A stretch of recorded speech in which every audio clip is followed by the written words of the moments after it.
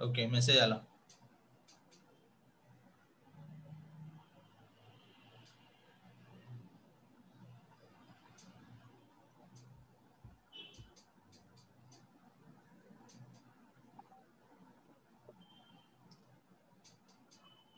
Message आलाय Aditya.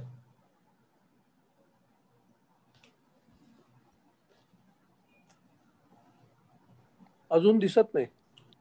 Facebook दिसत नाही, पण आता मेसेज आला की we are live on Facebook.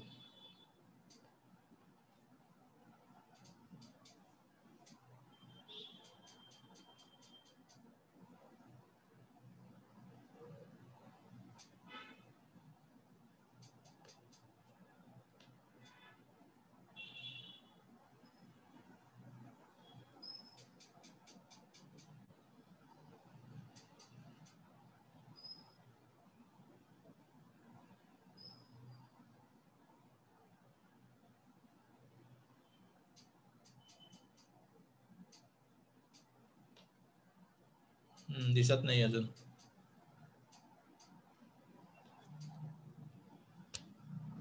ते आधीचेच प्रोग्राम सगळे ते तिथे नाही, फक्त माझं नाव दिसतंय त्याच्यात बस.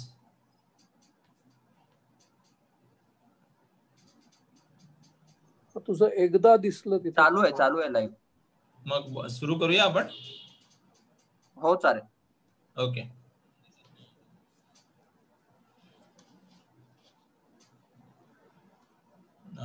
येत नाहीये. हा, आता तिकडे येत आहे. नमस्कार. आजच्या आपल्या कार्यक्रमात सर्व प्रेक्षकांचं आणि श्रोत्यांचं हार्दिक स्वागत. कार्यक्रमाची सुरुवात आपण भारत मातेच्या प्रतिमेला हार घालून करूया. मी आपले अध्यक्ष जयंत फलके यांना विनंती करतो की त्यांनी भारत मातेचं पूजन करावं.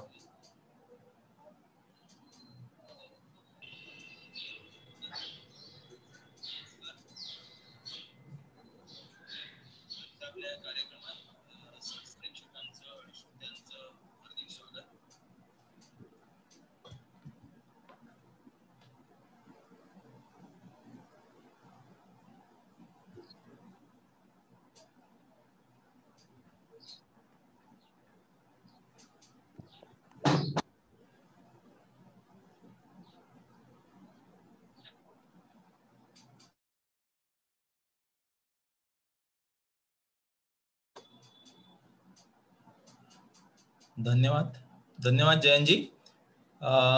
आता मी विवेक ताम्हणकर सरांना विनंती करतो की त्यांनी वंदे मातरम गाऊन कार्यक्रमाची सुरुवात करावी. विवेक सर. ओके, यस, सुरू करतो.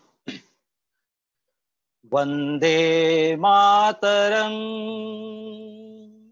वंदे मातरम, सुजलाम सुफलाम मलयज शीतलाम सस्य श्यामलाम मातरम, वंदे मातरम, शुभ्र ज्योत्स्ना पुलकितयामिनीं पुल्लकुसुमित द्रुमदल शोभिनीं सुहासिनीं सुमधुर भाषिणीं सुखदां वरदां मातरं, वंदे मातरं. कोटि कोटि कंठ कल कल निनाद करले, कोटि कोटि भुजई धृत खर करवाले. के बोले माँ तुम्ही अबले, बहुबल धारिणी नमामि तारिणी रिपुदल वारिणी मातरम, वंदे मातरम. तुम्ही विद्या तुम्ही धर्म तुम्ही रिधी तुम्ही मर्म, त्वं हि प्राण शरीरे पाहुते तुम्ही मा शक्ती, हृदये तुम्ही मा भक्ती. तो तुम्हारे प्रतिमा गढ़ी मंदिरे मातरम वंदे मातरम।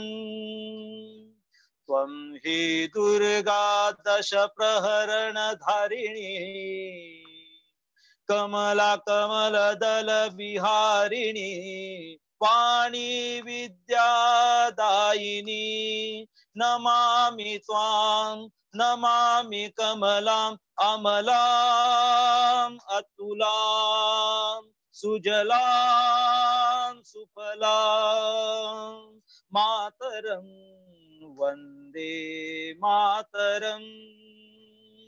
श्यामलां सरलां सुस्मितां भूषितां धरणी भरणी मातरं वन्दे मातरं वन्दे मातरं वन्दे मातरं। भारत माता की जय। धन्यवाद विवेक सर. मित्रांनो, परत एकदा नमस्कार आणि शुभ संध्याकाळ. भारत विकास परिषद डोंबिवली शाखा, त्याचे सर्व पदाधिकारी मंडळ यांच्यातर्फे सर्व उपस्थितांचं आणि आजचे आपले व्याख्याते डॉक्टर अद्वैत पाध्ये यांचं हार्दिक स्वागत पुन्हा एकदा. हल्लीच्या धकाधकीच्या जीवनात आणि विशेषतः गेल्या 6 महिन्याच्या करोना काळात मानसिक आरोग्य हा विषय आपण खूप जवळून पाहतो आहोत. खरं तर आपल्याला मन, नातेसंबंध इत्यादी जास्त जवळून व सजगतेने पाहायला मिळाले आहेत. नात्यांचे अनेक कंगोरे आपल्या लक्षात यायला आणि आपण ते घ्यायला लागलो आहोत. आणि असाच एक महत्वाचा संबंध जो असतो तो असतो पाल्य आणि पालक, वा सामान्यतः आई वडील व मुलं. बालवाडी, प्राथमिक, माध्यमिक आणि महाविद्यालयीन असे 4 टप्पे आपल्याला विद्यार्थी दशेत येत असतात. आणि या प्रत्येक टप्प्यावर मुलांमध्ये लक्षणीय शारीरिक अथवा भावनिक बदल होत असतात. वाढत्या वयाबरोबर व्यक्तीमध्ये निसर्गतःच काही न्यूरोबायोलॉजिकल बदलही होत असतात. तसंच याच वेळी बाहेरच्या जगाशी येणारा त्यांचा संबंधही विस्तारत असतो आणि यामुळे मुलं अधिकाधिक स्वतंत्र होत जातात. साधारणतः 13 ते 19, ज्याला आपण टीनेज म्हणतो, या वयात हे स्वातंत्र्याचं वारं जरा जास्तच असतं. यावेळी सभोवतालच्या वातावरणाचा, संगतीचा परिणाम त्यांच्यावर होणं हे जास्त अपरिहार्य असतं आणि यामुळेच या वयातच मुलांचं घडणं अथवा बिघडणं सुरू असतं आणि होऊ शकतं. तर अशा या प्रत्येक टप्प्यावर होणारे जे बदल असतात ते टिपणं आणि स्वीकारणं, पण त्याच वेळी या बदलांना चांगली दिशा देणं ही पालकांची महत्वाची जबाबदारी असते. आपल्या पाल्याला स्वातंत्र्य उपभोगण्यासाठी तयार करणं आणि त्याच वेळी त्याचा अगदीच बबड्याही न होऊ देणं ही काळजी घेणं खूप महत्वाचं असतं. आणि यासाठी आपल्याला मार्गदर्शन करणार आहेत सुप्रसिद्ध सायकियाट्रिक डॉक्टर अद्वैत पाध्ये. त्यांची मी एक थोडक्यात ओळख करून देतो. डॉक्टर अद्वैत पाध्ये हे आपले डोंबिवलीकर आणि टिळकनगर शाळेचे विद्यार्थी. पोस्ट ग्रॅज्युएशन आणि म्हणजे MBBS आणि MD आणि डिप्लोमा इन सायकियाट्रिक मेडिसिन त्यांनी सेट GS मेडिकल म्हणजे KEM हॉस्पिटल मधनं केला. त्यानंतर 3 वर्ष ते सोमय्या मेडिकल मध्ये लेक्चरर म्हणून होते सायकियाट्री या विषयात. आणि त्या जॉब नंतर त्यांनी स्वतःचं एक मानस सायकोलॉजिकल हेल्थ सेंटर म्हणून, जे डोंबिवलीतलं एक सुप्रसिद्ध हेल्थ सेंटर आहे मानसिक विषयांवरचं, ते सुरू केलं. जवळजवळ 400च्या वर लेख त्यांनी वृत्तपत्र आणि नियतकालिकांमधून लिहिलेले आहेत. त्यांची 3 मराठी पुस्तकं मानसशास्त्रावरची ऑलरेडी पब्लिश झालेली आहेत. स्ट्रेस मॅनेजमेंट, मानसिक आरोग्य या विषयांवरची अनेक व्याख्यानं त्यांनी दिलेली आहेत आणि अनेक कार्यशाळाही ते घेत असतात. त्यांना अनेक मानसन्मान मिळालेले आहेत डोंबिवलीमध्ये. डोंबिवली IMA चे ते माजी अध्यक्ष आहेत. तसंच त्यांच्या डायलॉग या बुलेटिनचे ते माजी संपादकही आहेत. मनोदय ट्रस्ट हा मनोपीडितांसाठी कार्य करणारा जो ट्रस्ट आहे त्याचे ते फाउंडर, ट्रस्टी आणि अध्यक्ष होते. आणि अजूनही ते खूप ऍक्टिव्ह आहेत त्याच्या ट्रस्टच्या कामात. त्यांना मिळालेले काही महत्वाचे पुरस्कार: भिषकवर्य पुरस्कार ब्राह्मण सभेतर्फे दिला जाणारा 2014 साली मिळालेला आहे. डॉक्टर ऑफ इयर हा रोटरी तर्फे दिला गेलेला एक पुरस्कार त्यांना मिळालेला आहे. नंतर IMA चा डॉक्टर ऑफ इयर हा किताब त्यांना 2017-18 मध्ये मिळालेला आहे. BPS म्हणजे सायकोलॉजिस्टची एक जी अॅन्युअल कॉन्फरन्स असते त्या कॉन्फरन्स मधील बेस्ट पेपरचा पुरस्कार त्यांना प्राप्त झालेला आहे. आणि साप्ताहिक विवेकचा आरोग्य सेवक पुरस्कार त्यांना मिळालेला आहे. त्यांचे कुटुंब, चौकोनी कुटुंब म्हणजे डॉक्टर पल्लवी, ही त्यांची पत्नी जी स्वतः एक लहान मुलांची भूलतज्ञ आहे, आणि पुत्र अनिश आणि प्रत्युष असं त्यांचं चौकोनी कुटुंब आहे. मी डॉक्टर अद्वैत यांना विनंती करतो की त्यांनी आता विषयाला सुरुवात करावी. विद्यार्थी दशेतील दिशा.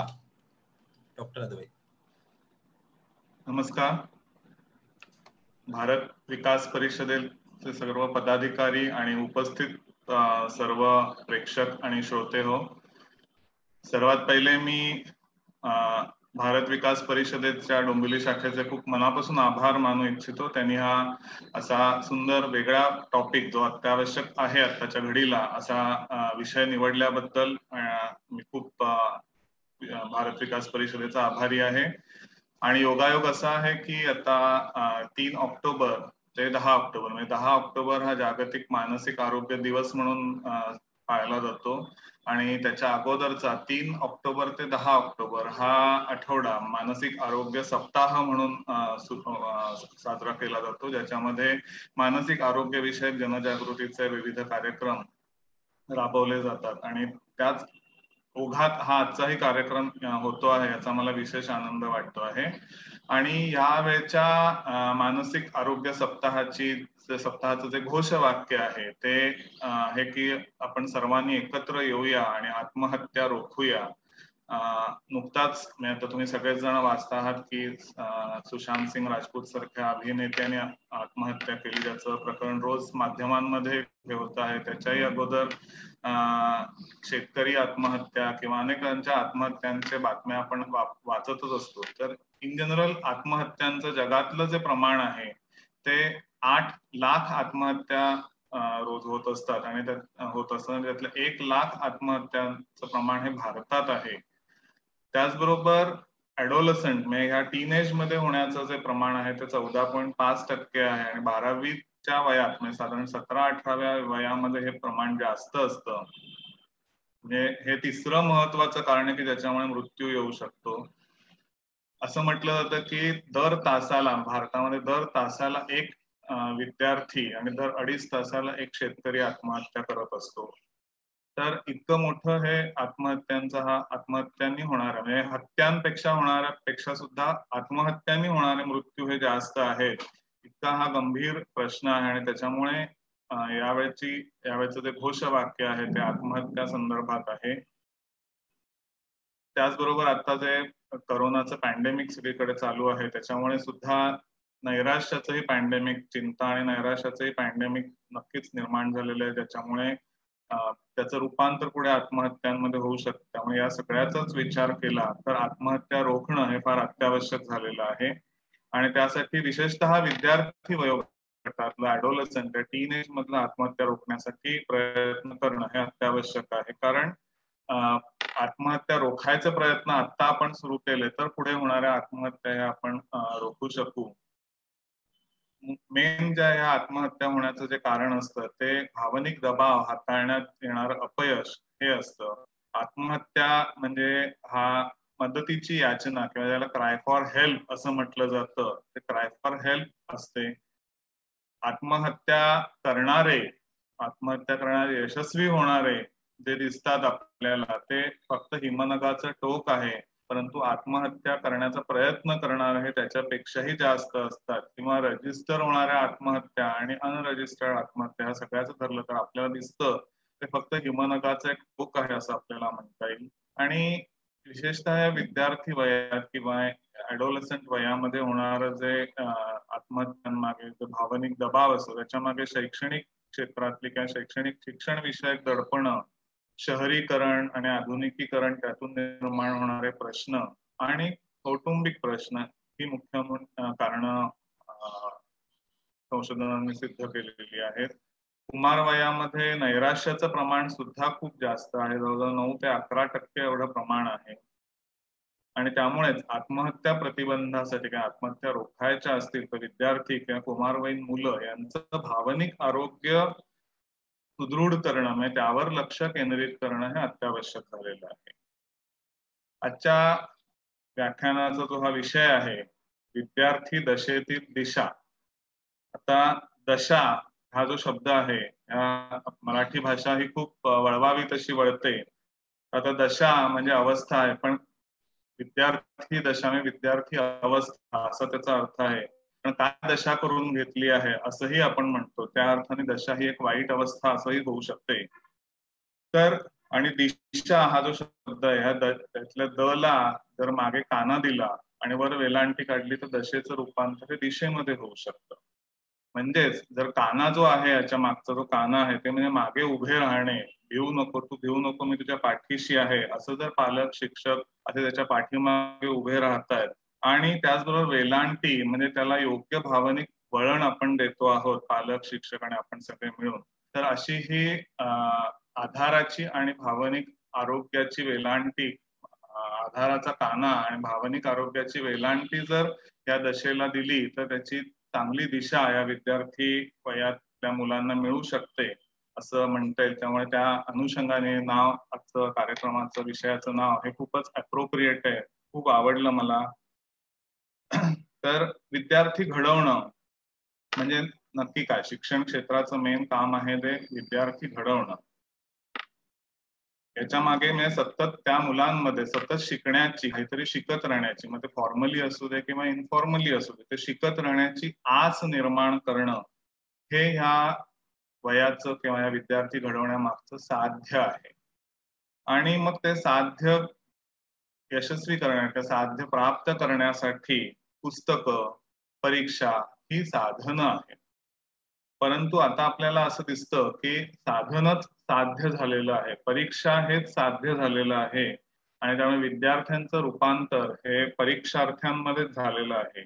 आणि त्याचमुळे असं झालेलं आहे की शिक्षणाचं प्रचंड प्रमाणात बाजारीकरण झालेलं दिसतं. त्यातून लातूर पॅटर्न, इंटिग्रेटेड कॉलेजेस वगैरे सारखे अनेक वेगवेगळ्या बाजारीकरणाच्या गोष्टी आपल्याला आजूबाजूला आढळून येतात. आपली जी पूर्वीची शिक्षण पद्धती होती ती इंग्रजांनी लागू केलेली शिक्षण पद्धती आपण बऱ्याचशा प्रमाणात तशीच पुढे चालू ठेवली. ती त्यांनी कारकून निर्माण करण्यासाठी, त्यांना आवश्यक असलेले कारकून निर्माण करण्यासाठी निर्माण केलेली शिक्षण पद्धती होती. परंतु त्यात पुढे फक्त एवढीच भर झाली की आपण डॉक्टर्स आणि इंजिनियर्स निर्माण करणारी शिक्षण पद्धती एवढंच त्याकडे बघितलं, एवढंच त्याचं रूपांतर केलं. आणि या सगळ्या विषयात असं झालेलं आहे की इन जनरल भाषा विषयांचं महत्व हे हळूहळू कमी होत गेलेलं आहे. म्हणजे भाषा, कारण असं आहे की जर तुमची भाषा तुम्हाला नीट येत असेल, म्हणजे भाषेमध्ये सुद्धा आपण बघतो की lower Marathi, higher English, lower English, higher English अशा पद्धतीचे त्याच्यात लोअर आणि हायर, कुठची भाषा अशी लोअर आणि हायर असू शकत नाही. तर भाषा नीट असेल तर तुम्ही त्याच्यात नीट शिकत, नीट समजली असेल, नीट कळली असेल तर तुम्ही त्याच्यात विचार नीट करू शकतात.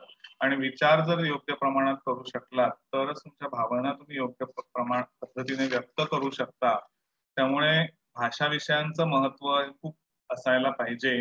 त्याचबरोबर प्रत्येकाच्या IQ लेव्हल प्रमाणे, विशेषतः लर्निंग डिसॅबिलिटी, स्लो लर्नर अशा मुलांना त्यांच्या आवडीप्रमाणे शिकण्याची सोयच आपल्या इथे राहिलेली नाही. त्या अनेकांना अनेक विषय पुढे जड जातात. परंतु आता जे नवीन शैक्षणिक धोरण येऊ घातलेलं आहे त्याच्यामध्ये नक्कीच या दृष्टीने काही स्वागतार्ह बदल होऊ घातलेले आहेत असं वाचण्यात आलेलं आहे.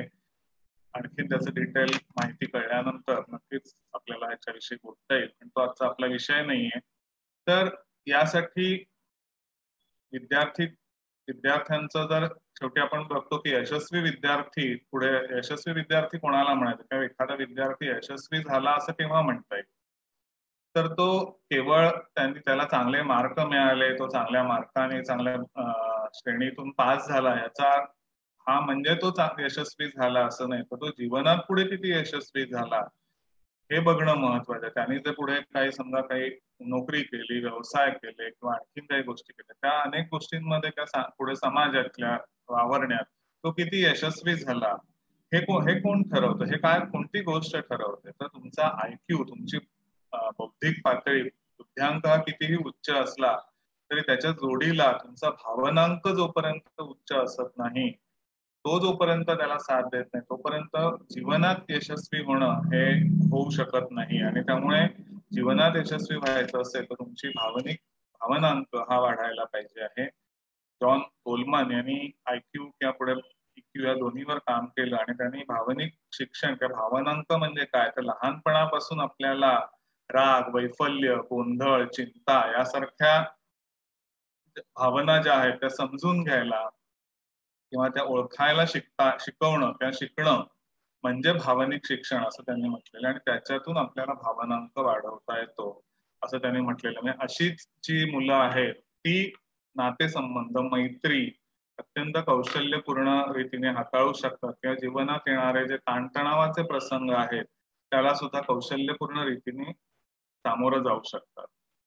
मग हे या संदर्भातलं जे मुख्य काम आहे हे नक्कीच हा भावनांक काय भावनिक शिक्षण देण्याचं जे मुख्य काम आहे ते मानसिक आरोग्य क्षेत्रातल्या आम्हाला लोकांबरोबरच हे पालक आणि शिक्षक यांचं काम आहे. प्रत्येक पालकामध्ये एक शिक्षक दडलेला असतो आणि प्रत्येक शिक्षकामागे एक पालक दडलेला असतो आणि पालक, शिक्षक आणि त्याचबरोबर मानसिक आरोग्य क्षेत्रातले आम्ही सगळे कार्यकर्ते ह्या सगळ्यांनी मिळून हे काम करायचं आहे. तर नक्की काय काम करायचं आहे, नक्की ते काम कसं करायचं आहे हे जर आपल्याला बघायचं असेल तर पहिल्या आधी आता सध्या काय बदल झालेले आहेत, आपली पिढी आणि ही पिढी याच्यामध्ये नक्की काय बदल झालेले आहेत ते बघूया आपण पहिले. की आत्ताची पिढी जी म्हटली जाते ही सगळी स्मार्टफोन वापरणारी स्मार्ट पिढी आहे असं म्हटलं जातं. स्मार्ट पिढी असं का म्हटलं जातं तर आपल्या काळामध्ये जे स्टिम्युलेशन नव्हतं, कुठच्याही तसं फारसं असं स्टिम्युलेशन नव्हतं. टेलिफोन सुद्धा फार उशिरा आले किंवा त्याच्यामुळे मोबाईल फोन हे आपल्याला आपल्या खूप उशिराच्या वयात हातात आले. त्यातून स्मार्टफोन हे तर अगदी आत्ता आलेले आहेत. परंतु जी आता साधारण 90 किंवा 2000 म्हणजे 2000च्या नंतर 90च्या नंतर किंवा 2000च्या नंतर जन्माला आली पिढी आहे त्यांच्यासाठी टीव्हीवरची असंख्य चॅनल्स किंवा mobile phone, smartphone, computer, internet हे सगळ्या प्रकारचे स्टिम्युलेशन, हे सगळ्या प्रकारचे वेगवेगळी पद्धतीने मेंदूला स्टिम्युलेट करणारी गॅजेट्स ही अत्यंत सहजरित्या सगळीकडे उपलब्ध आहेत. आणि असं म्हटलं जातं की मेंदूला स्टिम्युलेशन जेवढं जास्त तेवढं त्या मेंदूच्या पेशींची जी लेव्हल असते ती जास्त असते. म्हणजे समजा माझ्या मेंदूची जी लेव्हल असेल तर ती 10 डिग्री असेल तर माझ्या मुलाच्या पिढीतल्या सगळ्या मुलांची ती लेव्हल जवळ तिप्पट आहे माझ्यापेक्षा असं म्हणता येईल. म्हणजे पेशी जी आहे ती तेवढीच आणखीन जास्त तिप्पट वेगाने काम करू शकते असं म्हणता येतं. इतकी ही स्मार्ट पिढी झालेली आहे.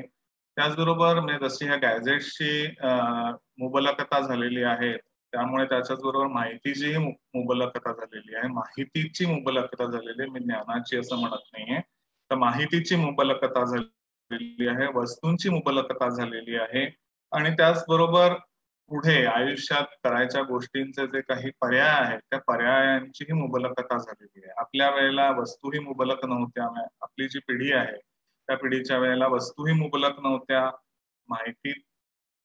माहितीची मुबलकता नव्हती, गॅजेट्सची तर नव्हती आणि त्याचबरोबर पुढे करिअरसाठी किंवा व्यवसायासाठी उपलब्ध असणाऱ्या पर्यायही अतिशय मर्यादित स्वरूपात होते. आणि त्याच्यामुळे असं आहे की आपली पिढी जी वाढली ती एका वेळेला एका गोष्टीवर लक्ष केंद्रित कर या तत्वानी वाढली की त्याला आपण एकाग्रता असं म्हणतो. की एकाग्रता हे आपल्या पिढीचं काय म्हणतो आपण वैशिष्ट्य होतं.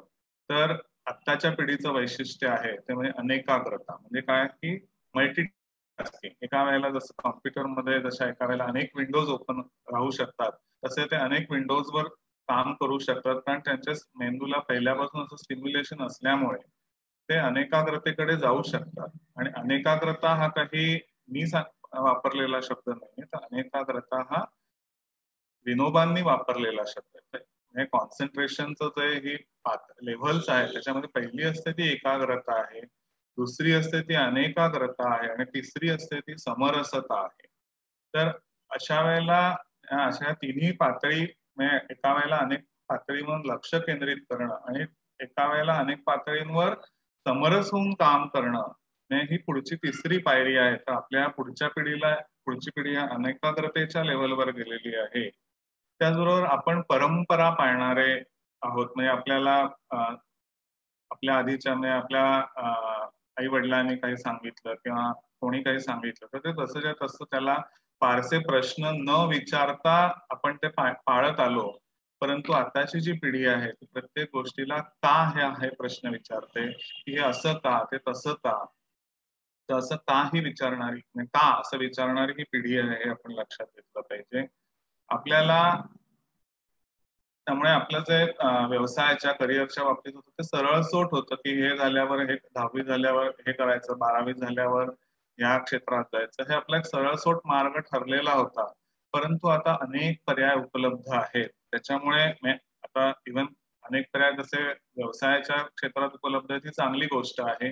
परंतु खरेदी करायला गेल्यानंतर सुद्धा साधे पेन्सिलीमध्ये अनेक पर्याय उपलब्ध असतात. तर त्याच्यामुळे काही काहीला गोंधळ निर्माण होऊ शकतो. नक्की काय खरेदी करायचं हे समजत नाही. काय खरेदी हे केलं तर ते बरोबर असेल का अशी खात्री नसते. त्याच्यामुळे गोंधळ नक्कीच उडू शकतो. त्याचबरोबर आपलं आयुष्य हे स्लो ट्रॅकवरचं होतं, धीम्या गतीने जाणारं आयुष्य होतं लहानपणी त्या वयामध्ये. तर आताच्या पिढीचं आयुष्य हे फास्ट ट्रॅकवर जाणार आहे. जरी आता त्याला कोरोनाने थोडीशी कीळ घातलेली असली तरी ते फास्ट ट्रॅकवरचं आयुष्य आहे. आणि त्यामुळे हा जो या दोन पिढ्यांमधला हा जो प्रचंड बदल आहे, तिप्पट झालेला बदल आहे, 3 पट वेगळ्या लेव्हलवर झालेला फरक आहे, तो आपण लक्षात घेणं आवश्यक आहे. त्याप्रमाणे पालकांनी आपल्यामध्ये बदल घडवणं हे आवश्यक आहे. त्याच्यामुळे पालकांनी या मुलांशी वागताना आपण आपली स्ट्रॅटेजी ही पूर्वीसारखी न ठेवता बदलणं हे आवश्यक आहे. म्हणजे नक्की काय त्यांनी पालकांची स्ट्रॅटेजी काय असायला पाहिजे. तर कुठचंही मूल ही स्वतंत्र व्यक्ती आहे हे सगळ्यात पहिले आपण लक्षात घेतलं पाहिजे. म्हणजे तो काही आपल्या शरीराचा कोणता अवयव नाही की उचल म्हटलं की उचलला, ठेव म्हटलं की ठेवला. तर असा कुठचाही अवयव नाहीये. तो कुठचाही मातीचा गोळा नाहीये की आपण घडवावा तसा घडवू. आपण काही त्यांचे कुंभार नाही आहोत किंवा आपण ते काही मूर्ती नाही आणि आपण त्यांचे शिल्पकार नाही आहोत. तर जसं वामनराव पैंनी म्हटलेलं आहे की तूच तुझ्या जीवनाचा शिल्पकार, तसं प्रत्येक जणच आपापल्या आयुष्याचा शिल्पकार असतो. तसंच हे मुलं सुद्धा ही त्यांच्या आयुष्याचे शिल्पकार आहेत. आपण त्याच्यात फक्त मदतनीसाची भूमिका निभवायची आहे. जसं मी मगाशी म्हटलं की भिवू नको, मी तुझ्या पाठीशी आहे, अशा अर्थाने आपण प्रत्येक वेळेला त्यांच्या पाठीशी उभं राहणं ही भूमिका आहे करायची. पण पाठीशी उभं राहणं म्हणजे पाठीशी घालणं असाही त्याचा अर्थ करायचा नाहीये किंवा सतत हाताने बोट धरूनच त्याला चालवणं असंही करायचं नाही. ते योग्य वेळेला ते बोटही सोडायचं आहे. मदत करायची म्हणजे प्रत्येक गोष्ट त्यांना तयार मिळवून द्यायची नाहीये. सतत पायघड्या हे करायचे नाही. स्वतंत्र व्यक्ती मी जेव्हा म्हटलं तेव्हा स्वतंत्र व्यक्ती आहे, स्पेशल व्यक्ती नाही. ती मुलं म्हणजे स्पेशल आहेत असं आपण अजिबात धरता कामा नये. तशी स्पेशल वागणूक त्यांना लहानपणापासून आपण देता कामा नये. ती कितीही कोणाला उशिराने झालेलं मूल असेल, खूप प्रयत्नाने झालेलं मूल असेल, तर त्यावेळेला ते जेव्हा मूल जन्माला येतं तेव्हा ते प्रेशियस प्रेग्नन्सी असते. परंतु नंतर जन्माला आलेलं मूल हे मात्र स्पेशल असता कामा नये. तर ते स्वतंत्र मूल आहे एवढंच फक्त आपण लक्षात घेतलं पाहिजे. दुसरं म्हणजे पालकत्व ही आपल्या जीवनातल्या अनेक भूमिकांपैकी एक भूमिका आहे हे आपण लक्षात घेतलं पाहिजे. पालकत्व म्हणजे जीवन नाही. म्हणजे सतत फक्त सातत्याने मुलांचाच विचार करायचा, मुलांच्याच करिअरचा, पुढे त्यांनी काय व्हायला पाहिजे, पुढे त्यांनी काय करायला पाहिजे हे आपणच सगळं ठरवायचं किंवा सतत दिवसभर मुलांसाठीच खस्ता खात राहायचं आणि आपलं स्वतःचं अजिबात इतर भूमिकांकडे दुर्लक्ष करायचं की अगदी ओव्हर इन्व्हॉल्व्ह व्हायचं. की जी ओव्हर इन्व्हॉल्वमेंट असते की एका सर्टन लेवलला ती मुलं स्वतंत्र होतात, की ती मोठी होतात, की त्यांच्यासाठी काही करावं लागत नाही. अशा वेळेला मग पालकांना रिकामपण येऊ शकतं किंवा सतत मुलांच्या काळजीमुळे त्या अँक्शियस पॅरेंटिंगमुळे मुलांवर वेगळा परिणाम होऊ शकतो. हे आपण लक्षात घेतलं पाहिजे. दुसरं म्हणजे कोणीही परिपूर्ण पालक नसतो. म्हणजे अगदी मानसोपचार तज्ञ बोलत असला तरी तोही परिपूर्ण पालक नाही आहे. त्याच्याकडनंही चुका होऊ शकतात आणि त्या स्वीकार, माझी चूक झाली, मी चुकू शकतो, हे आपण कुठेतरी लक्षात ठेवलं पाहिजे. कोणी परिपूर्ण नाही, फक्त त्या चुका स्वीकारून त्या बदलायला पाहिजे. त्याप्रमाणे आपली हाताळणी, हँडलिंग हे बदलायला आपली तयारी ठेवली पाहिजे. त्याचबरोबर दोन्ही पालक किंवा 4 पालक असतील, म्हणजे आजी आजोबा आणि आई वडील असे सगळे घरात असतील, तर सगळ्या पालकांचं एक युनिट असलं पाहिजे, युनिटी असली पाहिजे. त्यांनी आपल्या भूमिका किंवा त्यांनी आपली मतं ही मुलांच्या अपरोक्ष सल्लामसलत करून ठरवली पाहिजे. त्यांच्या वेगवेगळ्या गोष्टींवरची त्यांच्या हाताळणी संदर्भातली जी काही मतं आहेत आपली, ती मतं ही एकमेकांशी सल्लामसलत करून केली पाहिजे. त्याप्रमाणे त्याने आपल्या भूमिका वठवल्या पाहिजे. नाहीतर आई एक सांगते, वडील दुसरंच सांगतायत सतत, म्हणजे आई आपली बाजू घेते आणि वडील कायम विरोध करतायत, तर मग नक्कीच मुलं त्या दृष्टीने मॅनिप्युलेटिव्ह होतात. किंवा आई बाबा आपल्याला नाही म्हणतायत आणि आजी मात्र हो म्हणते, तर नक्कीच पुन्हा ती कमजोर बाजू ची सतत बाजू घेऊन मग मॅनिप्युलेशन मुलं पटकन शिकतात. आणि त्याच्यामुळे असं असणं अजिबात योग्य नाही. आणि पाचवं महत्वाचं सूत्र जे असं आहे की आपण मुलांच्या बाबतीत कायम अपेक्षेच्या ट्रॅकवर राहायचं आहे, अट्टहासाच्या नाही. म्हणजे काय की अपेक्षा असणं, इच्छा असणं हे साहजिक आहे. प्रत्येक आपण पालकांची आपल्या मुलांबद्दलची काहीतरी इच्छा असणं, अपेक्षा असणं हे स्वाभाविक आहे, साहजिक आहे. परंतु त्याचा अट्टहासात रूपांतर जेव्हा करतो तेव्हा आपण कुठेतरी स्वामित्वाच्या भूमिकेत जातो की नाही, मी म्हणतो तेच व्हायला पाहिजे, तसंच व्हायला पाहिजे, असं जर सातत्याने आपण भूमिका घेत असतो तर आपण कुठेतरी स्वामित्वाच्या भावनेतनं हे सगळं करत असतो. आणि ही जी स्वामित्वाची भावना आहे त्याच्या मुलाच्या विकासाला नक्कीच मारक ठरू शकते. तर अपेक्षेच्या ट्रॅकवर राहणं हे त्या विकासाला पूरक ठरू शकतं. म्हणजे उदाहरणार्थ सध्या समजा माझं असं म्हणणं असेल की माझ्या मुलाला कायम इतके मार्कच मिळायला पाहिजे, इतके मार्क मिळाले तरच तो यशस्वी आहे आणि तरच तो माझ्या दृष्टीने खूप छान आहे, असं जर मी माझ्या मुलाच्या यशाचा अट्टहास करत असेल तर मग नक्कीच काय होऊ शकतं, एक तर अपयश मिळालं तर तो एकदम नैराश्यातही जाऊ शकतो किंवा मग सतत त्या मुलाच्या मनात एक प्रकारचं अपयशाची भीती, फिअर ऑफ फेल्युअर राहू शकतं की अरे मला अपयश मिळालं तर, हे झालं तर, ते असं झालं तर, इतके कमी मार्क मिळाले तर, त्याच्यात एवढे कमी झालं तर, अशी सतत भीती, त्या अपयशाची भीती त्या मुलाच्या मनात राहू शकते. आणि त्यामुळे अट्टहासाचा ट्रॅक हा उपयोगाचा नाही, तर अपेक्षेच्या ट्रॅकवर आपण राहायला पाहिजे. कोणीतरी असं म्हटलंय की भावनिक प्रगल्भता म्हणजे काय, तर भावनिक प्रगल्भता म्हणजे भावना दाबणं किंवा टाळणं नाही, तर भावनिक नाट्य टाळणं. कारण भावना किती टाळल्या दाबल्या तरी त्या कुठच्या ना कुठच्या तरी स्वरूपात व्यक्त होतातच. वर्तनातून व्यक्त होतात किंवा शरीरातूनही व्यक्त होतात, मग नाट्य कशाला. आणि म्हणूनच त्या भावना शिकणं, ओळखायला शिकणं हे खूप महत्वाचं आहे. मग त्यासाठी पालकांनी आणखीन आपल्यामध्ये काय बदल करायला पाहिजे, हे भावनिक शिक्षण पालक आपल्या घरी स्वतःच्या लेव्हलवर कसं करू शकतात. तर सगळ्यात पहिले म्हणजे आस्थेने ऐकण्याची सवय करणं फार आवश्यक आहे.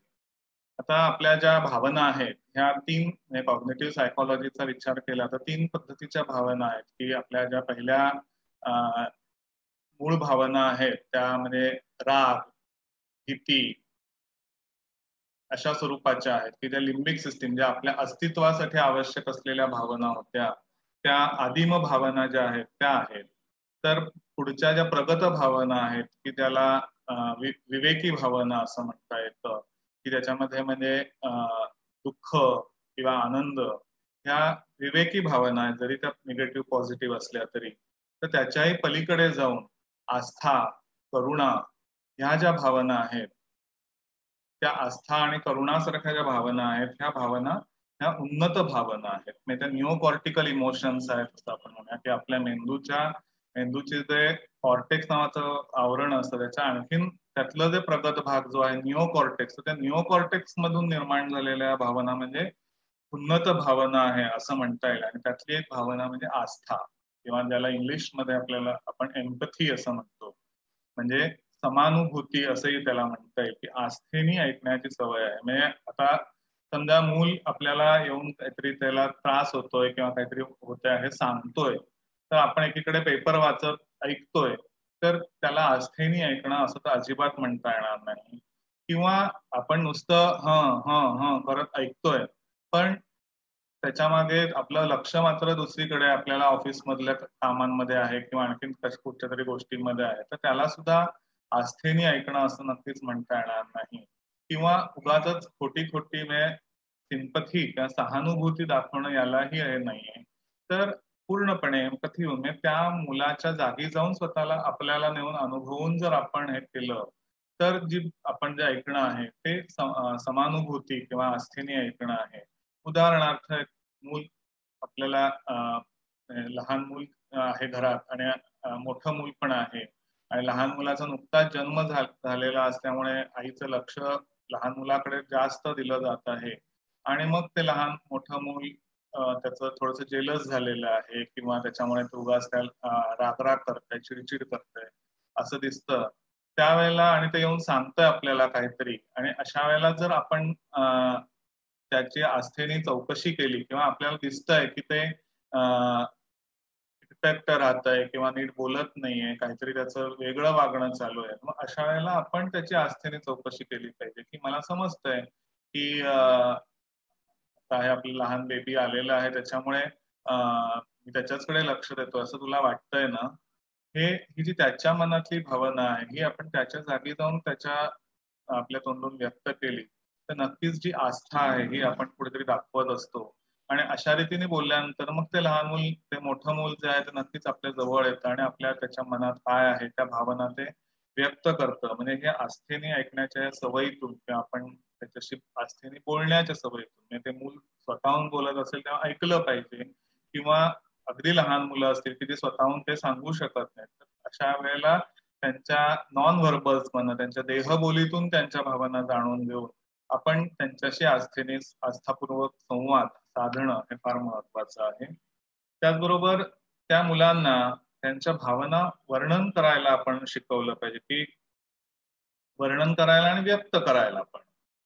व्यक्त केल्या उदाहरणार्थ आता लहान मूल रडायला लागलं, लहान मूल रडायला लागलं की पालकांचा जीव अगदी कासावीस होतो. लहान मूल रडतंय म्हणजे काय जणू काही ती आपली मोठी चूकच आहे असं वाटतं किंवा मग बाजूच्या घरातले लोक काय म्हणतील असं वाटतं की अरे काय हे मूल एवढं रडतंय म्हणजे काय एवढा त्रास देत आहे मुलांना असा आपण विचार करतो आणि त्या मुलाला जवळ घे का अंजार गोंजार असं करतो.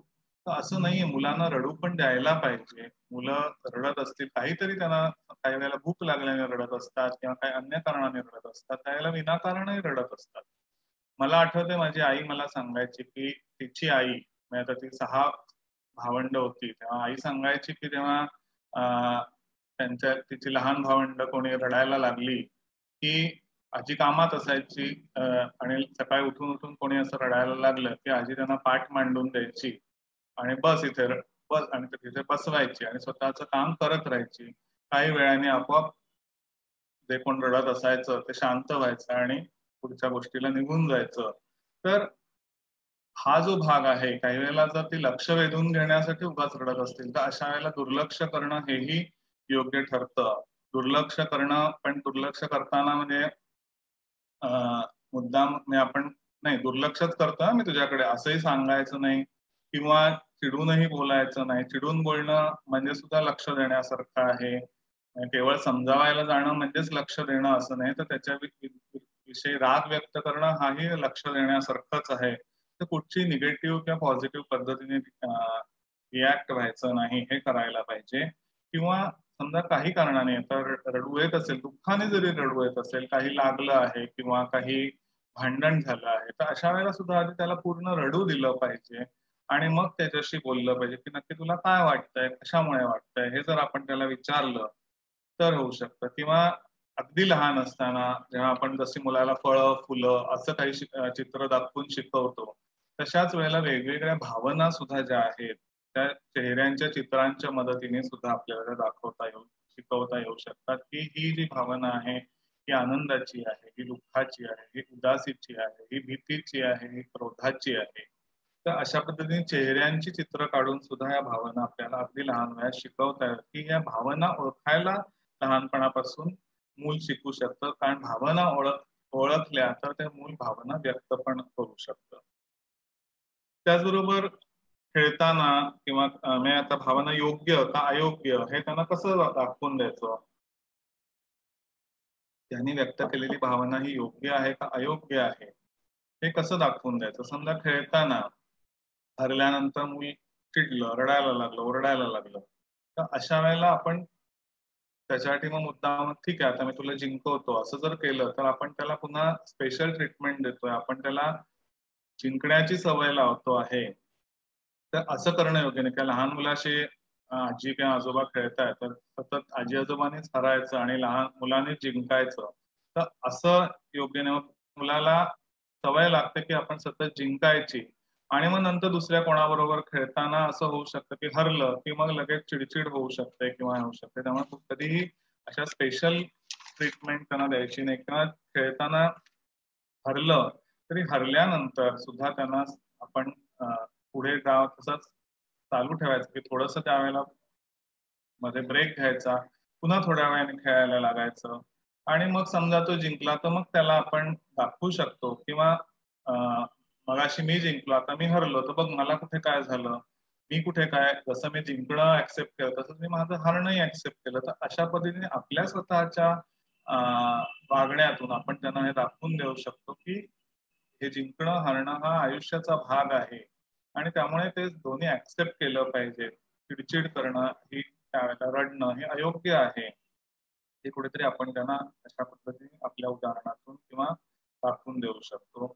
त्याचबरोबर भावनिक विस्फोटालाच आपण त्यांच्या प्रशिक्षणाचं साधन बनवू शकतो. म्हणजे उदाहरणार्थ की आता लहान मूल काहीतरी वस्तू मागतंय की मला आता ही गोष्ट हवी आहे, हवे म्हणजे हवी आहे, तर मग आपण ते म्हणतो नाही मिळणार नाही, अजिबात मिळणार नाही आणि मग ते मूल आरडाओरडा करायला लागतं, रडायला लागतं, हातपाय आदळायला आपटायला लागतं किंवा वस्तू फेकायला लागतं.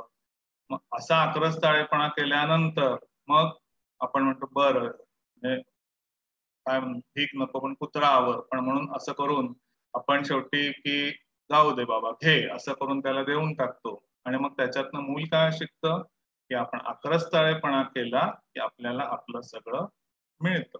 आपल्या मनातल्या सगळ्या इच्छा जर अशा मिळत नसतील तर अशा पद्धतीने ते सगळं काढून घेता येतं आपल्याला, हे मूल शिकतं.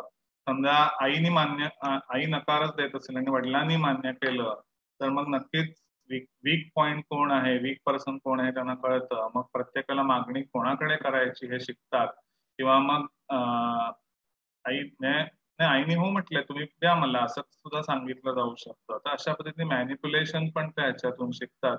कुठेतरी चुकीचं भावनिक शिक्षण आपण त्याच्यातून करत असतो. पण त्याच वेळेला किंवा म्हणजे वस्तू मिळवण्यासाठी आपण कुठच्याही मार्गाने जायला पाहिजे हाही कुठेतरी आपण त्यांना कुठचंही जुगाड करण्याची सवय ही आतापासूनच त्यांना लावत असतो.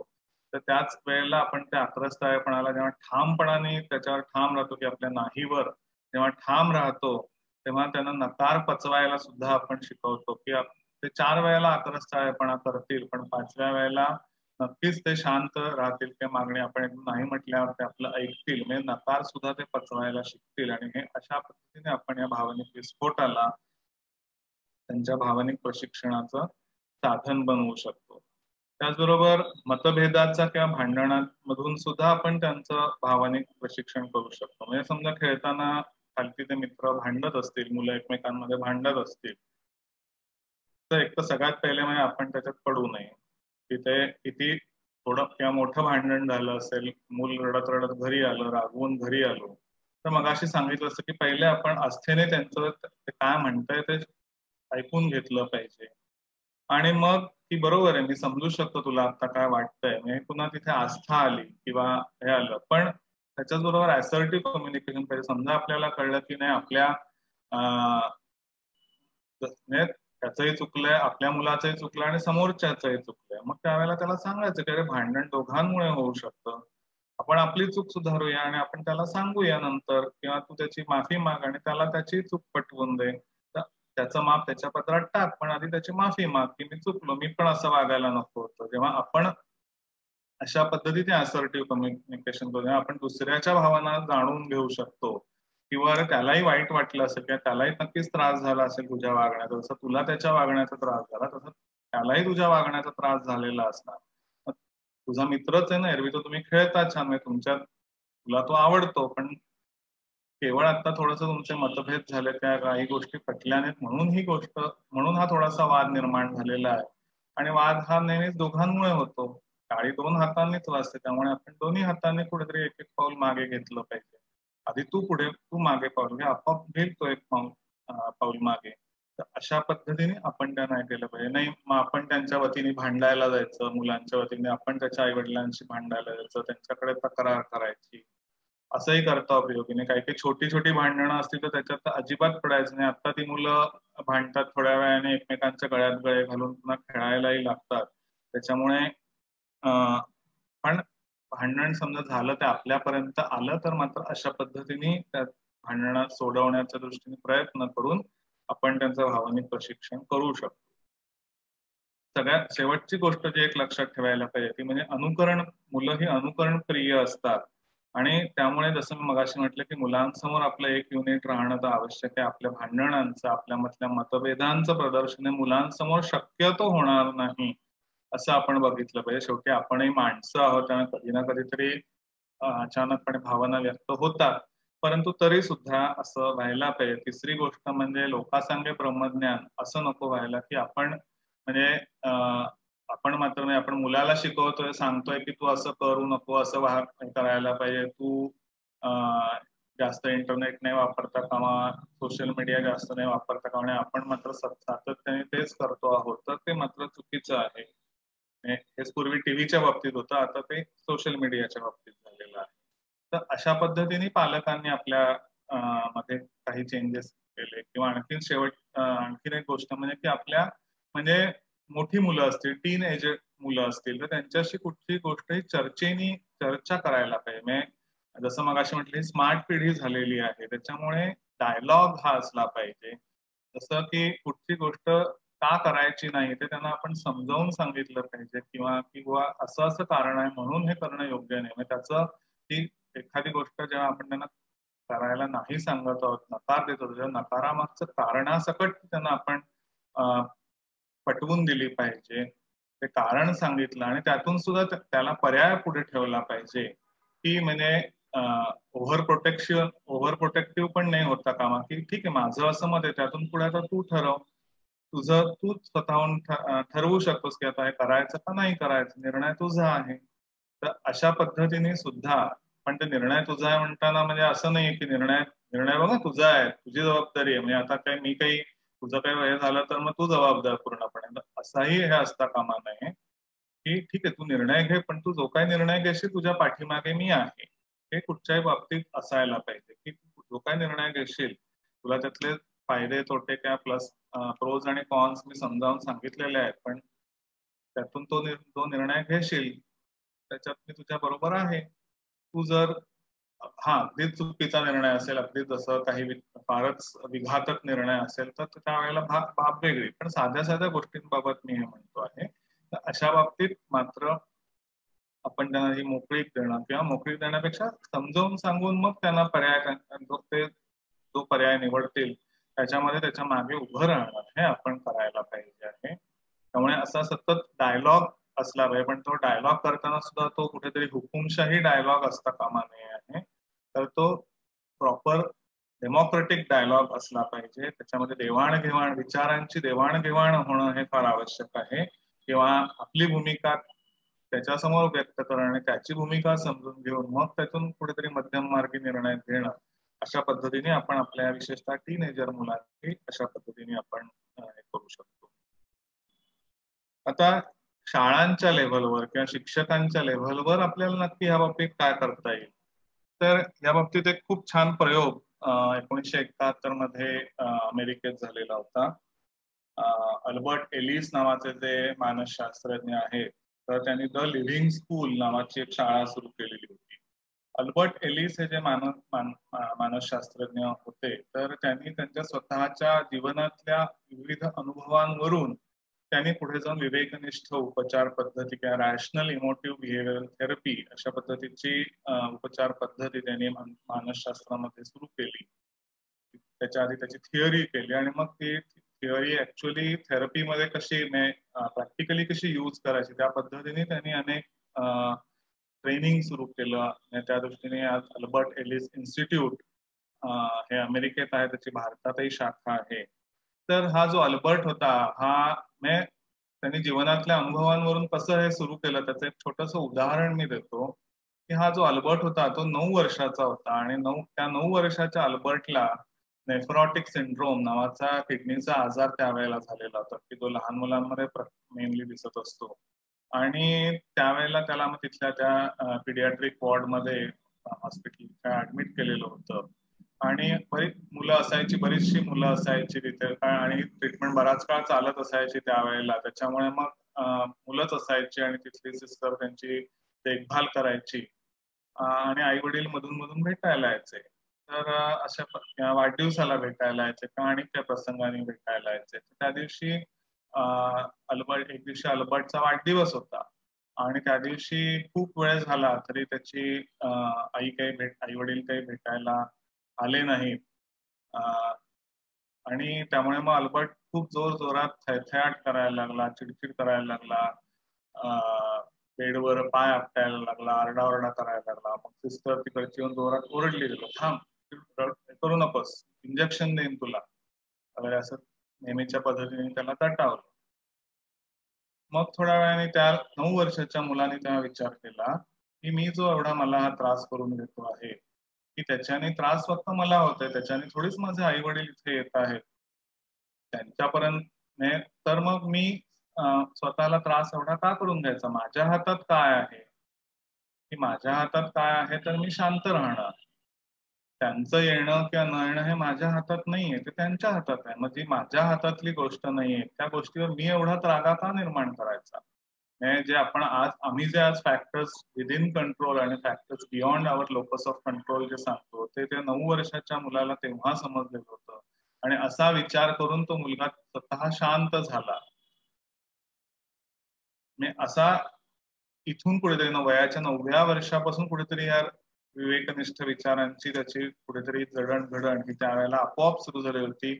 आई वडिलांमध्ये ऍक्च्युली तसं बघायला गेलं तर आई वडिलांचं पटत नव्हतं, डिव्होर्स झालेला होता, घरात अनेक गरिबी आणि अशा अनेक समस्या होत्या. परंतु अशा सगळ्या समस्यातून पुढे अल्बर्टला सोशल फोबिया म्हणजे सगळ्यांसमोर बोलण्याचा भीती होती, त्या भीतीवर त्यांनी मात केली. आणखीन मुलींशी वगैरे बोलण्याची भीती होती, त्याच्यावर त्यांनी वेगवेगळे प्रयोग करून स्वतः मात केली. अशा अनेक जीवनातल्या विविध गोष्टींवर त्यांनी स्वतःहून असा हे विवेकी विचार केले. त्या विवेकी विचारांच्या पद्धतीने स्वतःच्या वागण्यात जे बदल केले, स्वतःवर ही बिहेव्हिअरल थेरपीचे प्रयोग केले आणि त्यातून कुठेतरी हे रॅशनल विवेकनिष्ठ उपचार पद्धतीचा जन्म झाला. आणि त्यांनी जे इक्वेशन मांडलेलं होतं की त्यांनी हे सांगितलं की कुठेही आपल्या मनाच्या भावनिक परिणाम किंवा वर्तनात्मक परिणाम जे होतात ते परिणामांमागे ही आपली बिलीफ सिस्टीम असते. त्यांनी जे इक्वेशन मांडलं की A+B=C म्हणजे अँटिसिडेंट event plus belief system C for consequences. म्हणजे ही कुठलीही घटना ही परिणामांना जबाबदार नसते, त्या घटनेकडे बघण्याची जी आपली विचारसरणी असते ती विचारसरणी ही कॉन्सिक्वेन्सेस ठरवत असते. आणि ही जी बिलीफ सिस्टीम असते ही लहानपणापासून तयार होत असते.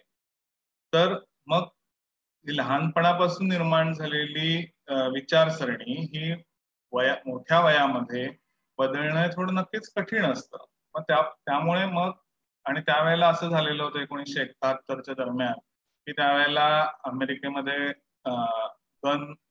पिस्तूलचा सुळसुळाट झालेला होता आणि त्याच्यामुळे गननी होणाऱ्या हत्या आणि आत्महत्या दोन्हीचं प्रमाण वाढलेलं होतं. आणि कुठेतरी त्यांना जाणवलं की एकूणच मुलांच्या भावनिक आरोग्यावर परिणाम झालेला आहे आणि मग त्या भावनिक आरोग्याचं शिक्षण देणारी, भावनिक योग्य विचारांचं, योग्य भावना व्यक्त करण्याचं आणि योग्य भावना शिकण्याचं, विचार करण्याचं प्रशिक्षण देणारी मग त्यांनी ही शाळा सुरू करण्याचा निर्णय घेतला ज्याचं नाव होतं द लिव्हिंग स्कूल.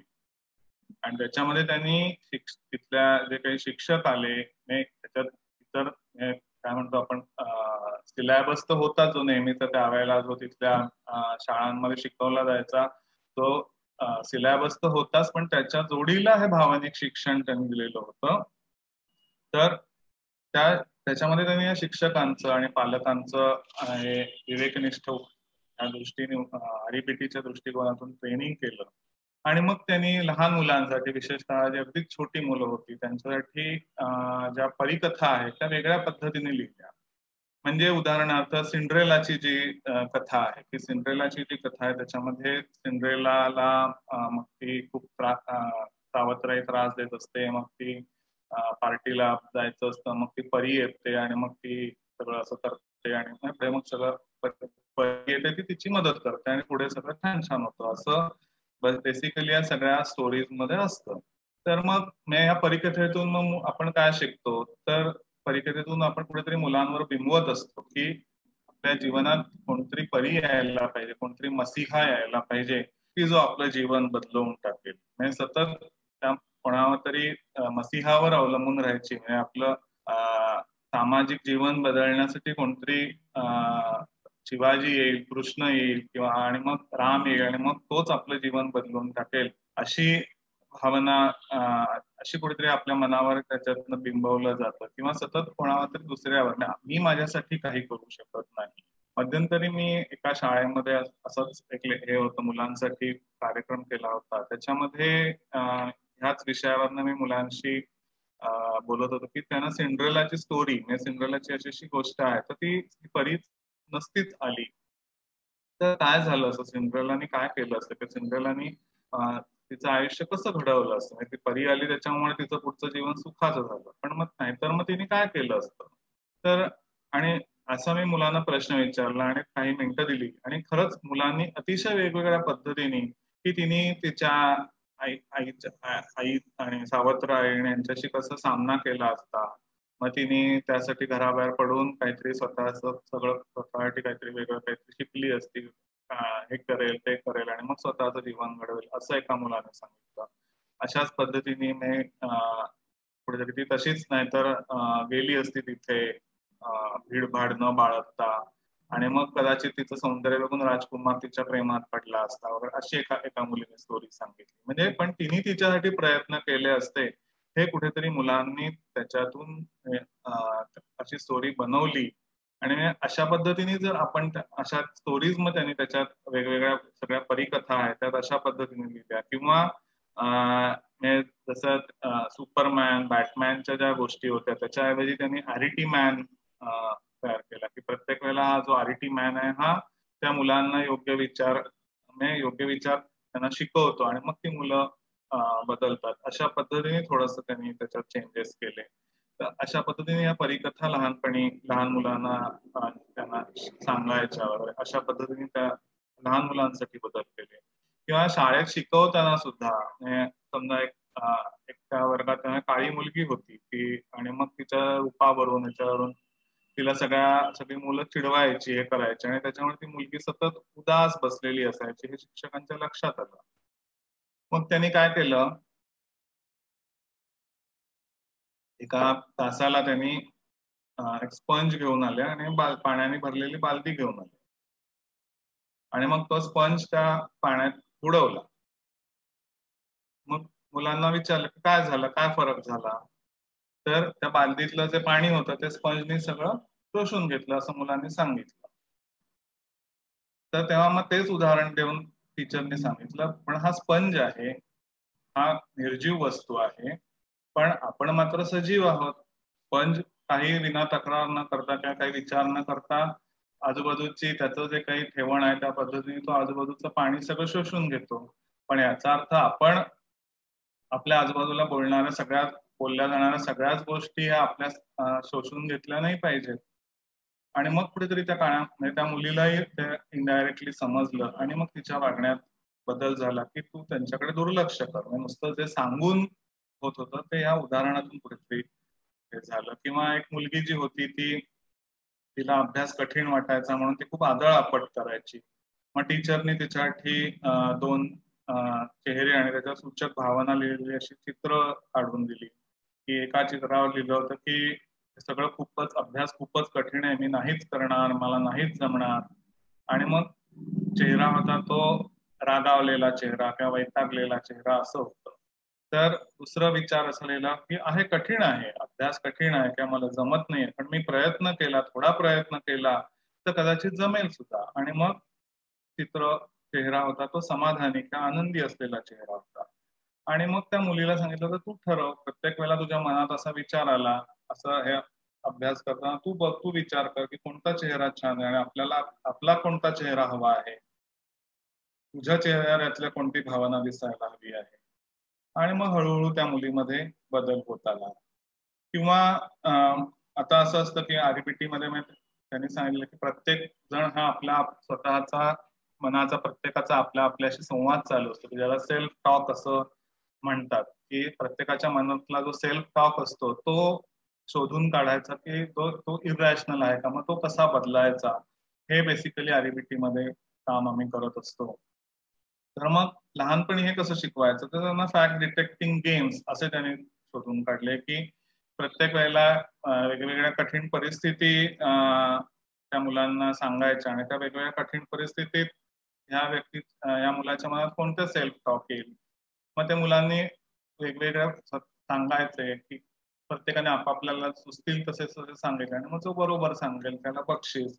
तर अशा पद्धतीने हे सेल्फ टॉक शोधून काढायचं किंवा आपल्या मनात काय विचार करत असेल, मग तो इरॅशनल विचार कोणता असेल हे शोधून काढायचं. अशा पद्धतीने त्याने त्या मुलांना वेगवेगळ्या गेम्सच्या माध्यमातून शिकवलं. किंवा क्रीडांगणावर ह्याच्यावर अनेक मुलं बंडखोरपणे वागतात, विशेषतः टीन एज मधली मुलं, किंवा डिफायंट बिहेवियर करतात, विरोधी वर्तन करतात. मग त्यांनी शिक्षकांना तसं प्रशिक्षण दिलं RBTचं की अशा मुलांना त्यांना त्यांच्या बंडखोरी मागचा अविवेकी दृष्टिकोन काय आहे तो समजावून सांगायचा, त्यातून होणारे तोटे हे फायद्यांपेक्षा कसे जास्त आहेत हे समजावून सांगायचं. आणि अशा पद्धतीने हळूहळू त्यांच्यात बदल कसा घडवायचा त्याच्याबद्दलचं ट्रेनिंग दिलं. आणि त्यांना असं आढळून आलं की ह्या भावनिक प्रशिक्षण या लिव्हिंग स्कूलचे खूप फायदे झाले की मुलांमध्ये, विशेषतः टीन एजच्या मुलांमध्ये त्याचा खूपच छान फायदा झाला. लहान मुलांमध्येही झाला, पण ती जेव्हा टीन एज मध्ये आली तेव्हा त्यांच्यामध्ये आणखीन जास्त फायदा झालेला दिसला. आणि हा जो अनुभव होता, भले त्यांना काही आर्थिक कारणामुळे ही शाळा पुढे खूप काळ पुढे चालू ठेवता आली नाही, परंतु हा जो प्रयोग होता हा खूप काही सांगून गेला. आणि असे प्रयोग हे आता आपल्या इथे करण्याची आलेली आहे. मध्यंतरी की आपल्यातलेच काही जण आताच ग्लोबल वेल्थचा जो डॉक्टर आनंद नाडकर्णी यांनी प्रोग्राम केला त्याच्यामध्ये जे कुलकर्णी दाम्पत्य फिनलंडमध्ये फिनिश अभ्यासक्रमात पण हे कुठेतरी अशा पद्धतीचं क्रिएटिव्ह एज्युकेशन आणि त्यातून इमोशनल एज्युकेशन देण्याचं काम हे करत आहे. तर अशा पद्धतीने म्हणजे कुठेतरी आपल्याकडेही असं हे भावनिक प्रशिक्षण नक्कीच शाळांमधून द्यायची वेळ आता आलेली आहे. तर त्यामुळे जसं या कुलकर्णी दाम्पत्य तसं तिथे काम करत आहे की क्रिएटिव्ह एज्युकेशन म्हणजे वेगवेगळ्या आर्ट्सच्या माध्यमातून, चित्र म्हणा, नृत्याभिनय म्हणा, गाणी म्हणा, त्या वेगवेगळ्या माध्यमातून त्यांना भावना ओळखायला ते भावनिक प्रशिक्षण त्यांचं केलं जात आहे. तर अशा पद्धतीने हे करणं ही खूप गरज झालेली आहे आणि कुठेतरी आम्ही आमच्या संस्थेमार्फत सुद्धा याच्या पुढे असा प्रयत्न नक्की करण्याचा आमचा विचार आहे. तर अशा पद्धतीने जर आपण या मुलांचं भावनिक प्रशिक्षण केलं, भावनिक शिक्षण दिलं पालकांच्या माध्यमातून आणि शिक्षकांच्या माध्यमातून, जोडीने असे प्रयत्न झाले तर नक्कीच मुलांचं भावनिक आरोग्य हे सुधारायला मदत होईल आणि त्यांच्या विद्यार्थी दशेतच त्यांच्या आयुष्याला एक चांगली दिशा मिळेल याबद्दल मला खात्री आहे. एक कविता आहे की राह में मुश्किल होगी हजार, राह में मुश्किल होगी हजार, तुम 2 कदम बढ़ाओ तो सही, हो जाएगा हर सपना साकार, तुम चलो तो सही, तुम चलो तो सही. मुश्किल है पर इतनी भी नहीं कि तू कर ना सके, दूर है मंजिल लेकिन इतनी भी नहीं कि तू पा न सके, तुम चलो तो सही, तुम चलो तो सही.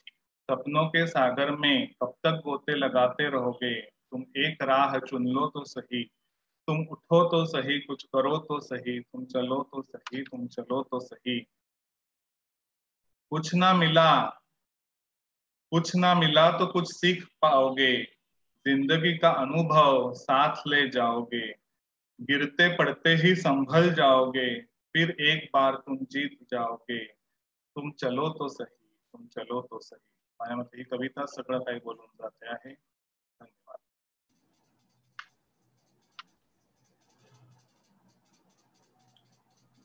धन्यवाद डॉक्टर अद्वैत. खूप छान विवेचन केलं डॉक्टर अद्वैत यांनी. माझ्या मते आजच्या त्यांच्या व्याख्यानातून जे आपल्याला सारांश म्हणता येईल असं जे आहे ते आहे अल्बर्ट हेलिसचं इक्वेशन A+B = C. बरोबर. अपेक्षा, anticipation plus belief system is equal to consequences. Anticipation म्हणजे अपेक्षा, बिलीफ सिस्टम म्हणजे आपण विचारधारा किंवा संस्कार म्हणू शकतो, आणि कॉन्सिक्वेन्सेस म्हणजे परिणाम.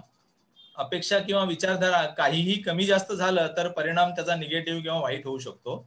आणि ह्या इक्वेशनला बॅलन्स ठेवायचा असेल तर कुठल्या गोष्टी महत्वाच्या आहेत, तर एकतर अत्यंत महत्वाचं जे आहे की आपण नेहमी आपल्याला माहित आहे की इंटेलिजंट कोशंट चांगला डेव्हलप कसा होईल मुलाचा, विद्यार्थ्याचा, हे बघत असतो पालक आणि शिक्षक.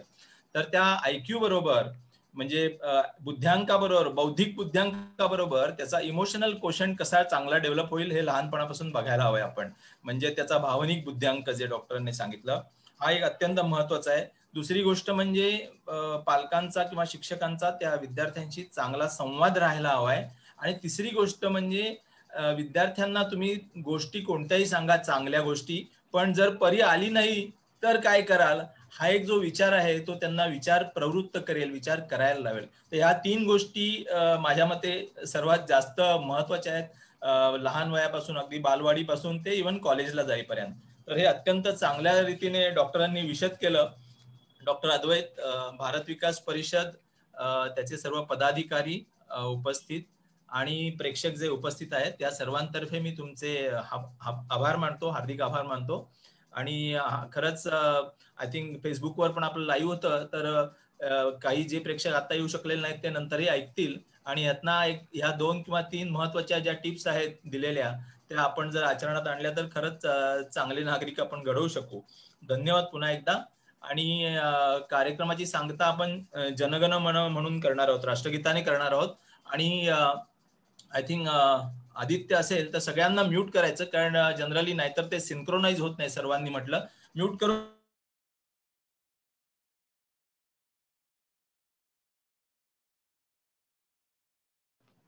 सर्वांनी आपापल्या जागी उभं राहायचं राष्ट्रगीतात.